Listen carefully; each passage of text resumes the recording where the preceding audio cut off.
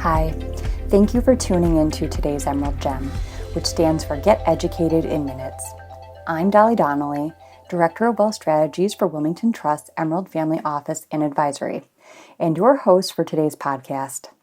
In today's gem, I'm going to answer the question, what is an irrevocable life insurance trust and when should I consider using one? Before we turn to discuss personal life insurance trusts specifically, let's briefly review common reasons why high net worth and ultra high net worth individuals own life insurance policies to help frame their importance. At the most basic level, purchasing life insurance is intended to mitigate risk occurring from death.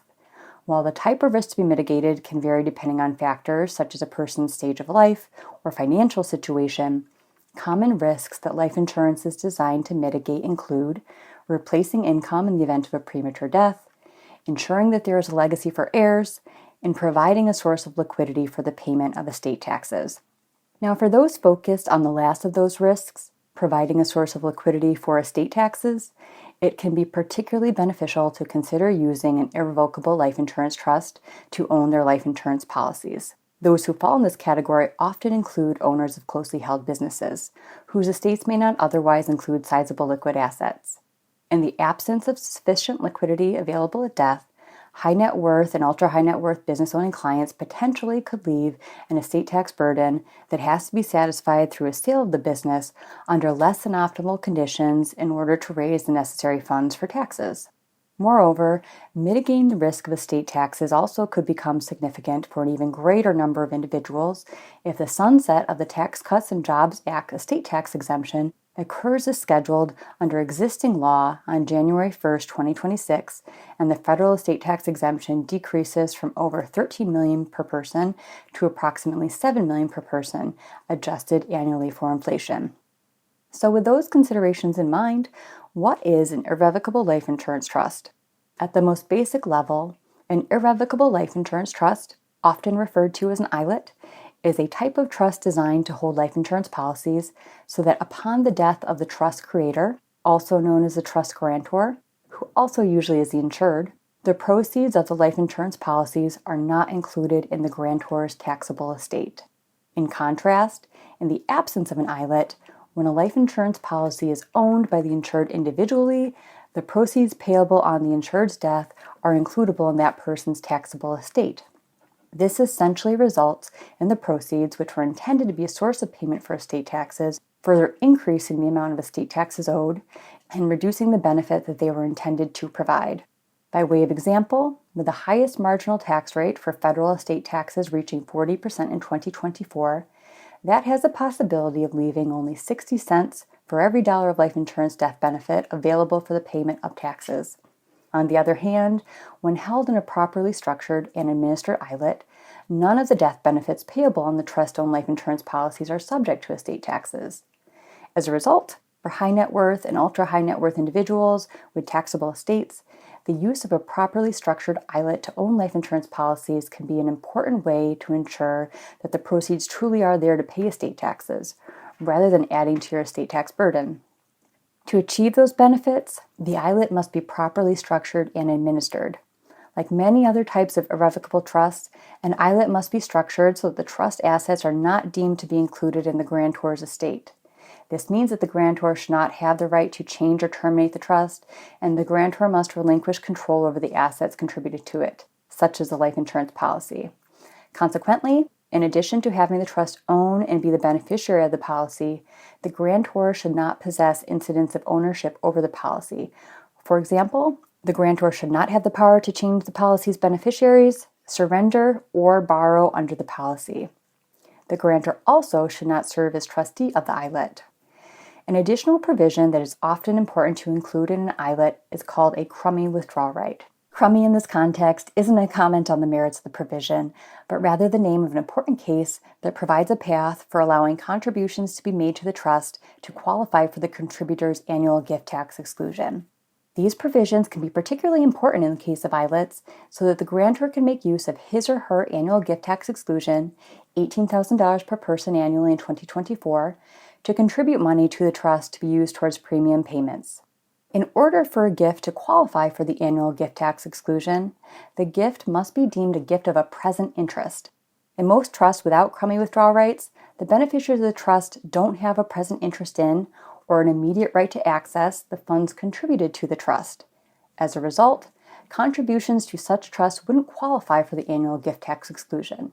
Instead, a crummy withdrawal right is a provision that results in specified beneficiaries, the withdrawal right holders, having a present interest because they have the right to withdraw contributions made to the trust for a limited period.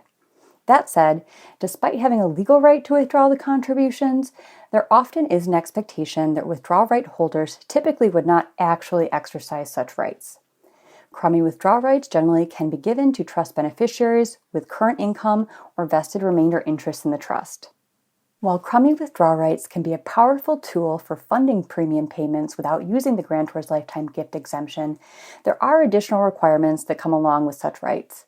Perhaps most importantly, the trustee will need to provide holders of crummy withdrawal rights with timely written notice of contributions made to the trust and keep sufficient documentation that such notice was provided throughout the period the policy exists. In cases where a grantor does not have enough crummy withdrawal right holders and associated annual exclusion gifting available to fund the payment of premiums, other strategies can be used to pay policy premiums. These may include using some of the grantor's lifetime gift tax exemption to seed the trust with funds or other income-producing assets to be used to pay premiums, as well as evaluating the policy itself to see if there is any built-up cash value that could be applied towards premium payments. Care also should be given in deciding what type of life insurance policy to hold within an ILIT. First, if thinking of transferring an existing life insurance policy to an ILIT, it is important to note the requirement that the insured survive 3 years from the date of transfer to the ILIT. Otherwise, the proceeds of the policy will be included in the insured's estate. Additionally, for married couples, it may be advantageous to consider purchasing a second-to-die policy rather than policies on each spouse's individual life. Because estate taxes are not payable on assets left to a surviving spouse, most well-planned married couples will not need to pay estate taxes until the death of the second spouse. Policy benefits and costs also can vary depending on the type of life insurance policy purchased, from term to permanent policies, and varieties within permanent offerings such as universal and whole life policies. Regardless of the type of policy ultimately chosen, policies should be routinely monitored to ensure that they are performing as intended. As with other trusts established for the benefit of heirs, an ILIT that directs the proceeds of the life insurance policy to be held in continued trust for the benefit of a spouse, children, or future generations may provide increased asset protection, preserve family wealth, and help pass along the legacy desired by the grantor. Thanks again for joining us today. Please contact your Wilmington Trust advisor if you have any questions about irrevocable life insurance trusts or when to use one. We would be glad to help you. See you next time. This podcast is for general information only and is not intended as an offer or solicitation for the sale of any financial product, service, or other professional advice. The information in this podcast has been obtained from sources believed to be reliable, but its accuracy and completeness are not guaranteed. The opinions, estimates, and projections expressed are subject to change without notice. Diversification does not ensure a profit or guarantee against a loss. There is no assurance that any investment, financial, or estate planning strategy will be successful. Past performance cannot guarantee future results. Investing involves risk, and you may incur a profit or a loss. Investment products are not insured by the FDIC or any other governmental agency and are not deposits of or other obligations of or guaranteed by Wilmington Trust, M&T Bank, or any other bank or entity and are subject to risks, including a possible loss of the principal amount invested. Wilmington Trust Emerald Family Office and Advisory is a registered trademark and refers to wealth planning, family office, and advisory services provided by Wilmington Trust N.A., a member of the M&T family. Wilmington Trust Family Office is a service mark for an offering of family office and advisory services provided by Wilmington Trust N.A.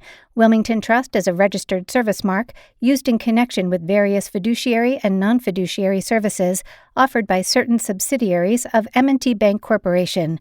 Copyright 2024 M&T Bank Corporation and its subsidiaries, all rights reserved.